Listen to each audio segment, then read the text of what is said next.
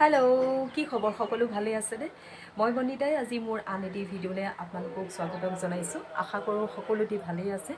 আজি মই বাগিচাৰ ওপৰত সৰু এটি ভিডিঅ' আপোনালোকলৈ আগবঢ়াব বিচাৰিছোঁ যিহেতু মোৰ বাগিচাত কেইজোপামান এডেনিয়াম ফুলি আছে আৰু যাক কোৱা হয় মৰু গোলাপ পুলি আৰু মই কেনেকৈনো তাহাঁতক কেয়াৰ লওঁ তাৰ ওপৰতে মই আপোনালোকলৈ ভিডিঅ' আগবঢ়াইছোঁ আশা কৰোঁ ভিডিঅ'টো চাই ভাল পাব আৰু যদিহে মোৰ ভিডিঅ'টো চাই ভাল লাগে তেতিয়াহ'লে লাইক কমেণ্ট শ্বেয়াৰ আৰু মোৰ চেনেলটো প্লিজ ছাবস্ক্ৰাইব কৰিবলৈ নাপাহৰিব আহক এতিয়া ভিডিঅ'টো আৰম্ভ কৰোঁ এইজোপা চাইকুলেণ্ট প্লেণ্ট হয় আৰু ইয়াৰ নাম হৈছে এডেনিয়াম আৰু মোৰ অতি প্ৰিয় ফুল হয় আৰু খুবেই ভাল লাগে এই ফুলজোপা চাওকচোন কিমান ধুনীয়াকৈ ফুলি উঠিছে আৰু এই ফুলজোপাৰ অসমীয়া নাম হৈছে মৰু গোলাপ এই ফুলবোৰ মৰুভূমিত খুব ধুনীয়াকৈ হয় আৰু গোলাপ ফুলৰ নিচিনাকৈ পাহিবোৰ দেখিবলৈ লাগে আৰু ইয়াৰ পাহিবোৰ ছিংগল যদিও খুব ধুনীয়া লাগিছে দেখিবলৈ সৰহকৈ একেলগৈ ফুলা কাৰণে আৰু ৰংটো খুবেই মোৰ প্ৰিয় হয় চাওকচোন কিমান ধুনীয়াকৈ ফুলি আছে এই ফুল গছবোৰ যথেষ্ট পৰিমাণৰ আপোনাৰ যত্নৰ প্ৰয়োজন হয় যদি ভালকৈ যত্ন নলয় তেতিয়াহ'লে বিচৰা ধৰণে ফুল পোৱা নাযায় গছজোপাৰ এই শকত অংশটো কডেক্স বুলি কোৱা হয় আৰু এই গছজোপাৰ মূল আকৰ্ষণ এই কডেক্সটোৱে হয় আৰু খুব ভাল লাগে যেতিয়া গছজোপা বেছি বয়স হৈ আহে আৰু তেতিয়া এই কডেক্সটো জোখৰ পৰিমাণৰ সাৰ দিলে ডাঙৰ হৈ যায় আৰু যথেষ্ট দেখিবলৈ ভাল লাগে মোৰ আন এজোপা মৰু গোলাপ হৈছে এইজোপা আৰু ইয়াৰ পাহিবোৰ ডাবল হয় খুব ধুনীয়াকৈ গোলাপ ফুলৰ নিচিনা লাগিছে চাওকচোন যথেষ্ট পৰিমাণৰ ফুলৰ কলি আহিছে ধুনীয়াকৈ ফুলি উঠিছে এয়া খুবেই ভাল লাগিছে আৰু ইয়াৰ কডেক্সটো চাওক ডাঙৰ হ'বলৈ আৰম্ভ কৰিছে মোৰ ফুল এইকেইজোপাৰ প্ৰায় 1.5 বছৰমান হৈছে বেছি দিন হোৱা নাই আৰু যদি যিমান ডাঙৰ হ'ব বয়স হৈ আহিব সিমানেই কডেক্সটো ডাঙৰ হৈ আহিব তেতিয়া খুবেই ভাল লাগিব আৰু এইজোপা মোৰ আন এজোপা মৰু গোলাপ হৈছে এডেনিয়াম আৰু এই ফুলজোপা মোৰ অতিকৈ প্ৰিয় কাৰণ ইয়াৰ ৰংটো মোৰ খুবেই ভাল লাগে মই বিচাৰি আনিছোঁ নাৰ্চাৰীৰ পৰা এই ৰংটো আৰু ইয়াৰ কলি ধেৰ আহিছে আপোনালোকে নিশ্চয় দেখিছে ইয়াৰ কলি আহিছে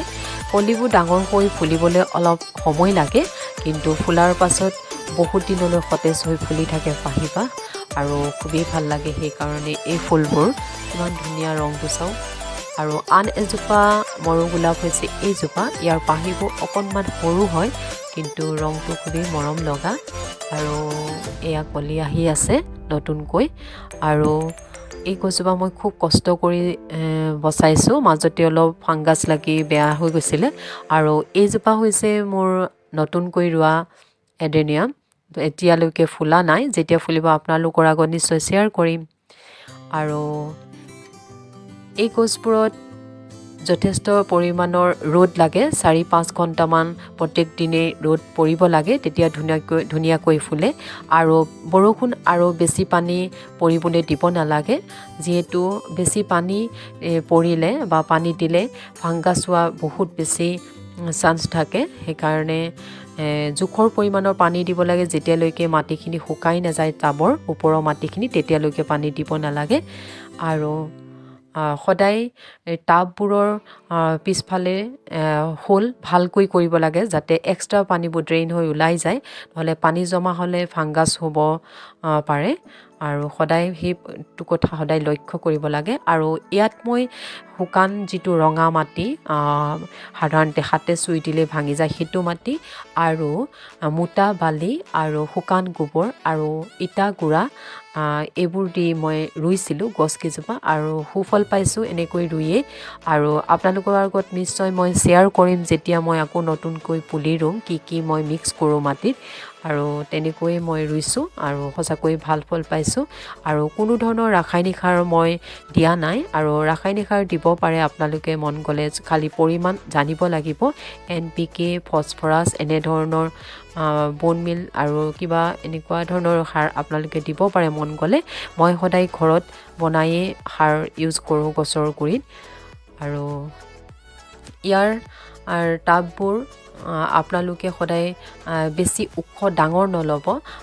অলপ সৰু টাব ল'ব, যেনে 2 ইঞ্চি বা 4 ইঞ্চি টাব ল'ব। তেতিয়া কি হয়, গছজোপা বেছি ওখ হৈ নাযায়, আৰু গছজোপা যেতিয়া বেছি ডাঙৰ টাবত লগালে ওখ হৈ যায় তেতিয়া সৌন্দৰ্যটো কমি যায়। মই এইকেইটা 4 ইঞ্চি টাবত লগাইছোঁ, বেছি ডাঙৰ টাব নহয়।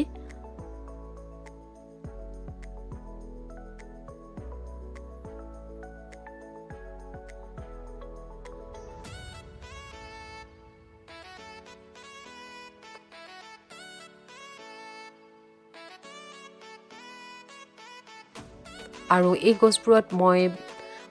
পিঁয়াজৰ বাকলি তিয়াই পিছদিনাখন পানী স্প্ৰে' কৰোঁ। আৰু মোৰ টাবকেইটা আপোনালোকক দেখাই দিছোঁ, বেছি ওখ নহয়। চাওক, 4 ইঞ্চি টাবত মই লগাইছোঁ। গছজোপা যেতিয়া ডাঙৰ হৈ শকত হৈ যাব কডেক্সটো আৰু গছজোপাত ধুনীয়াকৈ যেতিয়া সৰহকৈ ফুলিব তেতিয়া চাপৰতে ফুলা নিচিনা লাগে, দেখিবলৈ খুব সৌন্দৰ্য এটা ফুটি উঠে। আৰু সেই মই যিমানখিনি জানো আপোনালোকক কৈছোঁ, আৰু মই এনেকৈয়ে কেয়াৰ লওঁ এই গছকেইজোপা, আৰু সেইদৰে মই যথেষ্ট পৰিমাণৰ উপকৃতও হৈছোঁ। আৰু ফুলকেইপা দেখি খুবেই মনটো ভাল লাগে ৰাতিপুৱাই।